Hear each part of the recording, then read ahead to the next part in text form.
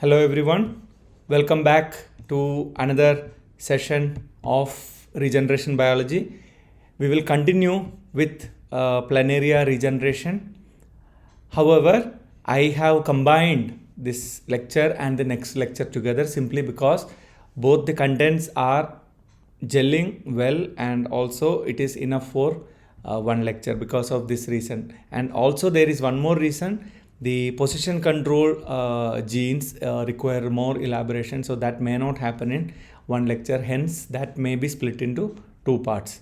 So the number of lectures will remain constant. So we will see now get into the planaria regeneration. The topic is two. One is neoblast in organ formation, which we kind of have seen it. Some more refreshing ideas we'll get into, and then species type and the environment, how is it affecting the regenerative ability, because like I told you in the beginning, every planaria do not have the ability to regenerate. Not that just because it's a planaria, any given planaria species will regenerate, that do not happen. So different neoblasts we have seen the C neoblast means clonogenic neoblast are the only one which is capable of restoring the whole animal. In the irradiation 1750 irradiation experiment, we have seen that sometimes if you transplant one neoblast, it do not restore the full animal. That means something wrong with that neoblast. So we will see what's wrong with that. Is there any functional heterogeneity between neoblasts? So single cell molecular analysis identified functionally heterogeneous population of neoblast. This is mainly done by single cell RNA sequencing, or you isolate different neoblasts and try to understand their transcriptome. From systematic single cell multiplexed qPCR analysis, neoblasts were separated into two major categories with distinct gene expression, and they are categorized into sigma and zeta. So these are all the broad category. Zeta neoblasts are specialized for the planarium epidermis and are the major specialized neoblast class. This comes zeta neoblast. And the sigma class. Sigma class is the heterogeneous but capable of generating zeta neoblast also. Means we can call sigma as a multipotent, whereas zeta is more focused on the epidermis. So this is one kind of classification. And then there is another category that is called gamma neoblast. They represent another abundant neoblast class identified by the multiplex qPCR data, and they are the progenitors for the intestine. They are focused more on generating the intestine. So these are all the broad categorization of this neoblast. Thousands of neoblasts have been subjected to single cell sequencing, SCS. SCS means single cell sequencing. From this work, the transcriptomes of many classes of specialized neoblasts were revealed. These are all broad classification, like I told you, zeta, sigma, gamma, etc. However, if you look closely, you will realize that there is abundance of transcripts that show variation among the neoblasts, which makes them categorizable into more than 3. Although we categorized into 3, it can be more than 3. And these they were revealed including specialized neoblast for protonephridia, that is secretory cells, muscles, intestine, skin, nervous system, parenchymal cells, and other cell types. Like we know, more than 30 cell types are there in planaria. So that means close to 30 you may have neoblast, because each tissue have to have its own stem cell, so which is nothing but neoblast in the case of planaria. The specialized neoblast classes examined in depth. So for all exist also in uninjured animal. Like we know that uninjured animal, every organ, every tissue is constantly regenerating without a damage. That means every organ has got a fixed lifespan in the case of planaria. Hence, they need to be rejuvenated, and who will rejuvenate them? Naturally, they need to have a tissue or a cell type specific neoblast available, so that it will constantly keep pushing that organ. The emerging picture from this now large set of observations is that what is the consensus, that the neoblasts include pluripotent stem cells and numerous distinct specialized neoblast. That means there is pluripotent cells are there, which we call them as C neoblast, and along with them there are plenty of tissue committed or lineage committed neoblast. They are also neoblast, but they cannot give rise to any cell type, but they can give rise to one or at the maximum two tissue type. Those neoblasts are there. They are kind of lineage committed, perhaps one for every cell type of the body. So if 30 cell types are there, there are 30 different types of neoblast possibly exist in Planaria. With this, we will move on to exploring different Planaria types. Do the species decide its regenerative capacity? This is an interesting question and very important question. Planaria can be classified into based on their habitat. Some live in running water, some live in stagnant water, etc. And they have just like, so there are so many freshwater fishes, all live in water, but some are river fishes, some are lake fishes. So there are differences. A lake fish may not live in river. Same way, Planaria also have got different status, looking with which the environment in which they are living. Like you can see here, there are plenty of Planaria in this picture. Live images of platform that were characterized, that has been shown, that is Planarian, like you can see here in this panel B, that is the Planarians, order Tricladida, suborder Continenticola. That is not important, their classification. And left to right, you can see there are so many species that has been listed, and second row, first row, second row, third row and fourth row, that information is given here. Third row, Smithia nova, Smithia asexual strain, Dugesia. So many species are there. Remember, we were discussing about Smithia Mediterranea one, and that we call it as SMED, and another is Dugesia japonica. These are all widely used one, but there are plenty of other Planaria species also available in nature, and people do use them.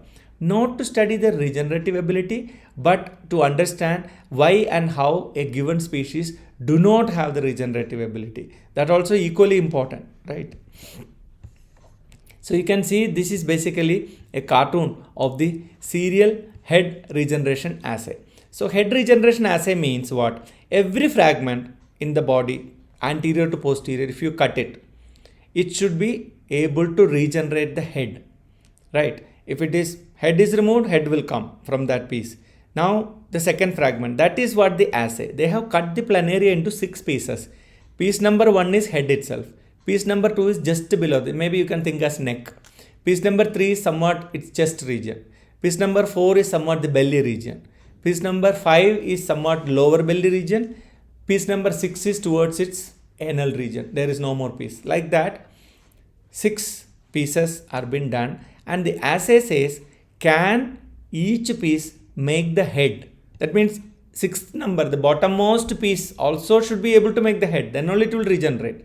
So can the second piece make the head? Can the third piece make the head? Can the fourth piece make the head? Can even the 6th piece make the head? If the 6th piece also is able to make the head, it is a perfect Planaria. So this is what you are seeing here. This is the SMED, which you know, Smithia mediterranea, which is one of the most widely used regenerating species. You can see here, first piece, head is formed. Second piece, first piece, naturally head will form. So it's not a, in every species it will form. So it's not a serious issue.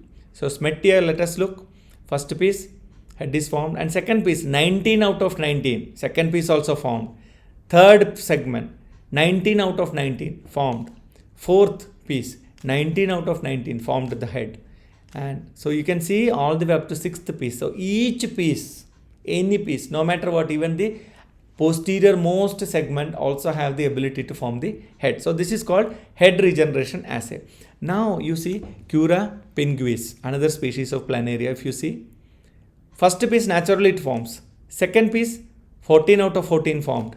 Third piece, 8 out of 9 only formed the head. That means one did not form. And in another, when you come to the 5th piece, 4th piece, 11 out of 12 it formed. Then 4 out of 5, then 5 out of 5. So this species have got some wobbling is there, but it is okay, it is forming. Now the interesting thing is this third species, what is mentioned here, that is Cercaria hestata, that is the species name. It head, first piece, if you remove the head will be formed. Second piece, 15 out of 19 only. Immediately after below the neck, that second piece have the ability only 15 out of 19. Third piece, 17 out of 17 formed. But fourth, fifth, sixth have no ability. That means the anterior half can produce the head, but below the belly region or below its pharynx region, it cannot form the head at all. That means partial regenerative ability. Now if you see another Dugesia species, this also you know, Dugesia also, Dugesia japonica also excellent regenerative ability, 15 out of 15, 3 out of 5, 17 out of 19, 11 out of 19, 15 out of 19, they had the ability. Now most interesting species, the last one, which is Bedellura candida. This first piece head, if you remove, that is not an assay at all, that is why it has been given 0, because they can regenerate, head is removed.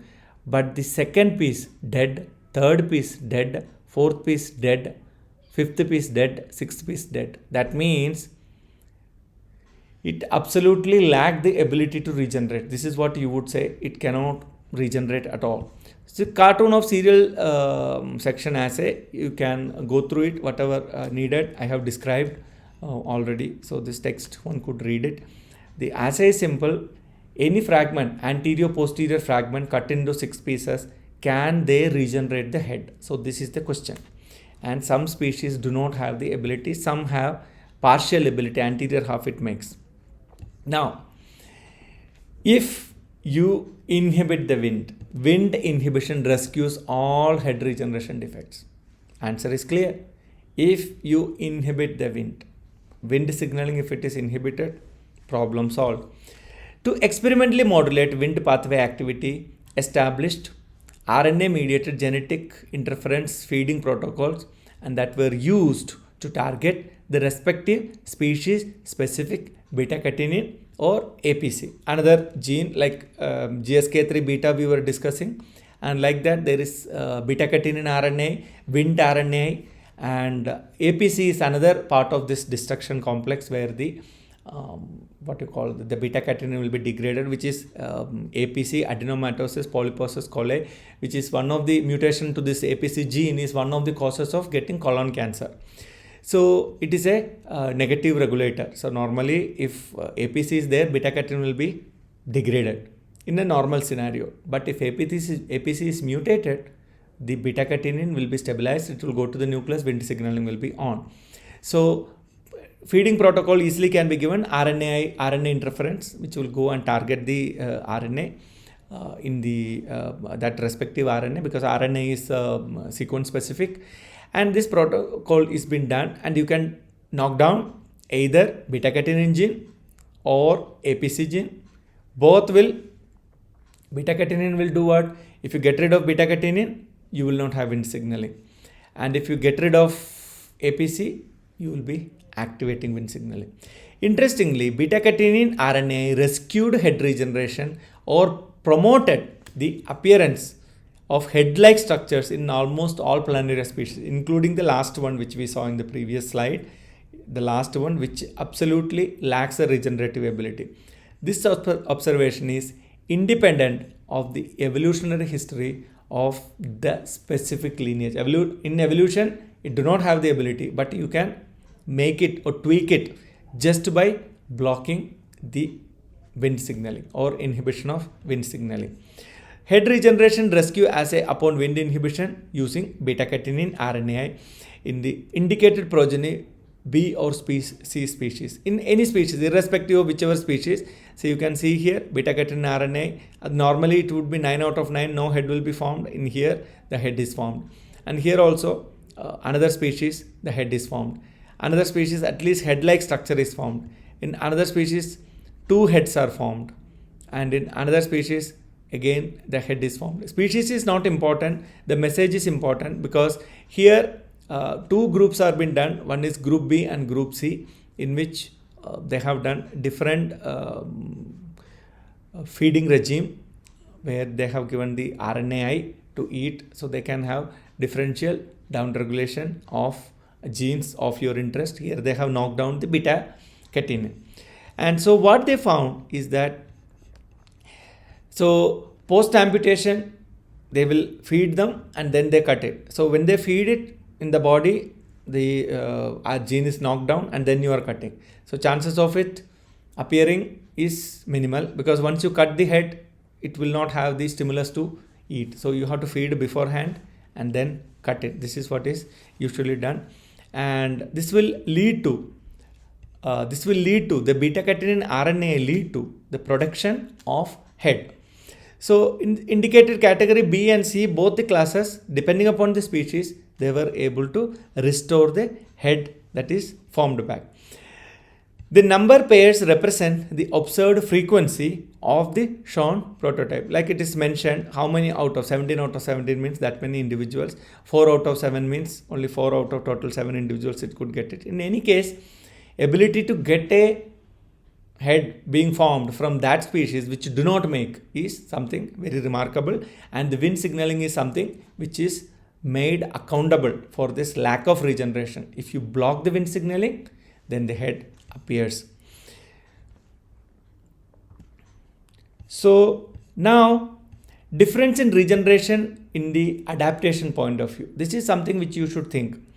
Although it is a planaria, what advantage this animal has, whether it is regenerating versus it is not regenerating.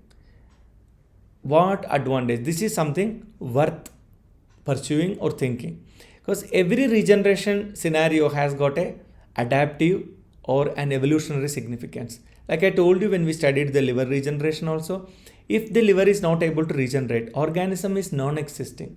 There is no other organ which can take care of the function of liver. Not only that, the liver automatically gets damaged. It is just like if you walk more, your bottom of your feet will have more wear and tear. Just like your shoes, if you walk more, your shoe will tear more. So if you are in a very rough environment, say if you are traveling in bike and with your skin exposed, there is always more wear and tear on your skin than a person who is going by walking, because the traveling gives lots of air current that is rubbing your skin. This logic applies to every organ. So liver being a detoxifying, it damages. Now the question is, in evolution, if liver was not able to regenerate, no organisms can restore its liver back. So after a few days, the animal will be liverless, hence lifeless. So every property, especially connected with regeneration, has an evolutionary connection. So that is why mammals do not regenerate any organ, complicated organ, but it do regenerate liver. Same way, poor or restricted regeneration species tend to occur in stable habitats. Stable habitats means not running water. For example, lakes or sea. Sea is stable in the sense there is less movement of bulk water. There is stagnation is there. While robustly regenerating Fissiparous means something propagates by fission, that is Fissiparous. Strains or species tend to occur in less stable habitats. Less stable means dynamic, unpredictable habitats. For example, fast flowing streams or temporary water bodies. Temporary water bodies can dry off. So extreme conditions, like there is in a lake, water will be there throughout the year. In sea or large water body mass, there is water available. But whereas temporary water bodies, it is vulnerable for desiccation. Or in running water, many rivers will have a lot of water variation. In rainy season or something, the water level will change.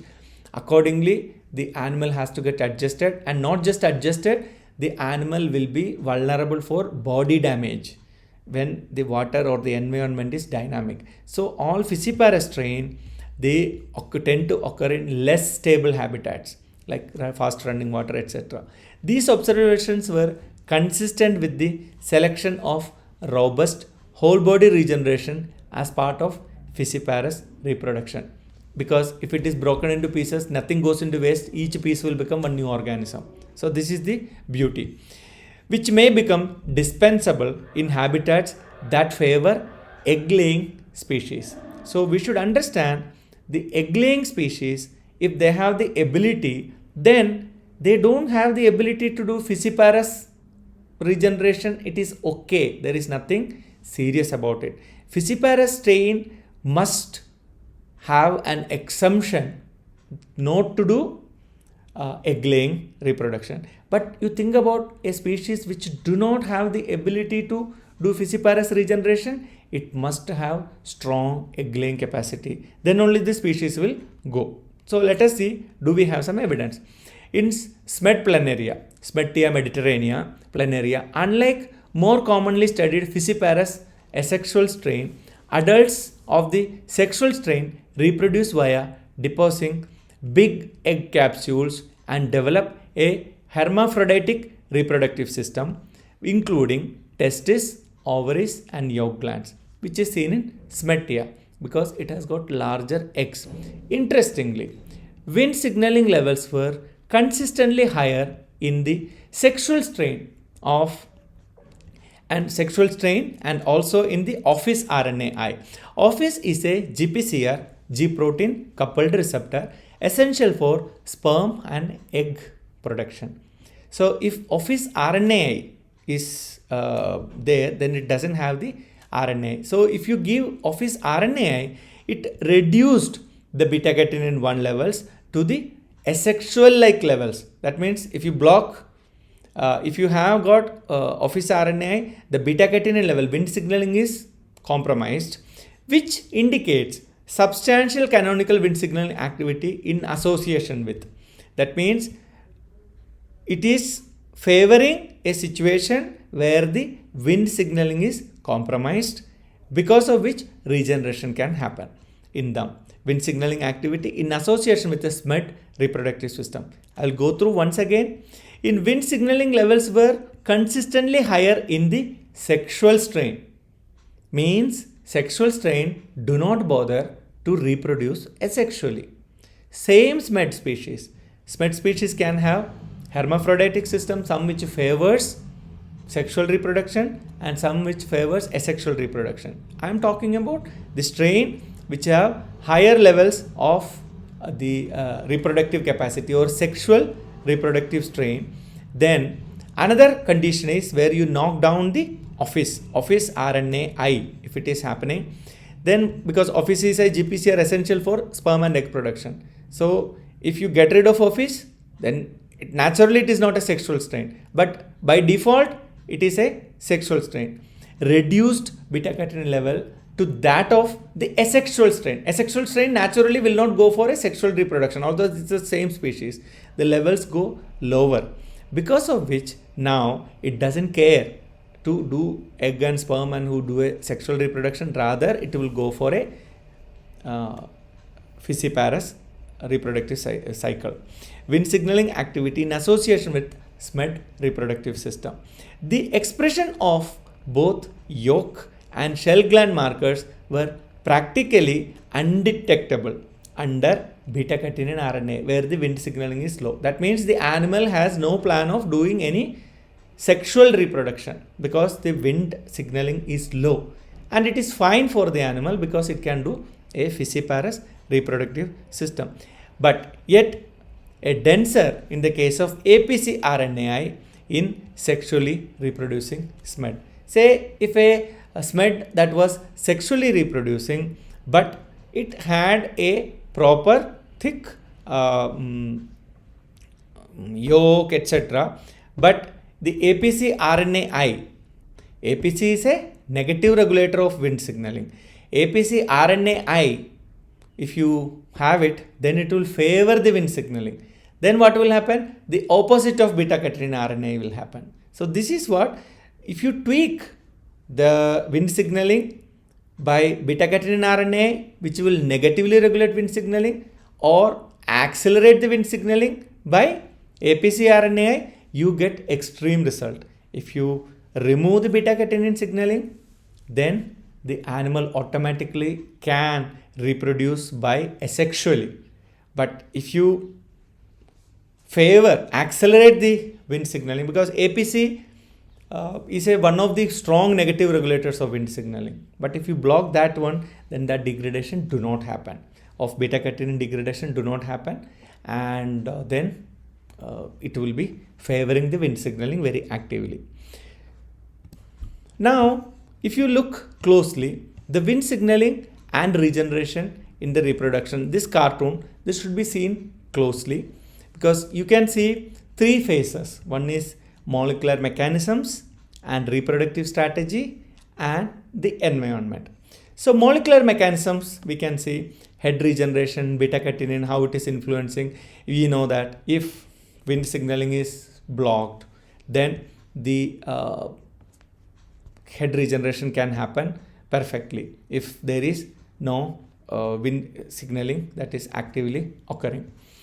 Now what happens because of this wind signaling, where sexual reproduction is favored, where this active wind signaling is favoring the sexual reproduction, it favors the same wind signaling favors better production of sex organs, better production of gametes, because the same wind signaling, when it is absent, favoring asexual reproduction or head regeneration, same wind signaling, if it is present, it is favoring sexual reproduction or the gametes production. So in either way, if wind signaling is low, asexual reproduction is favored. If wind signaling is high, sexual reproduction is favored.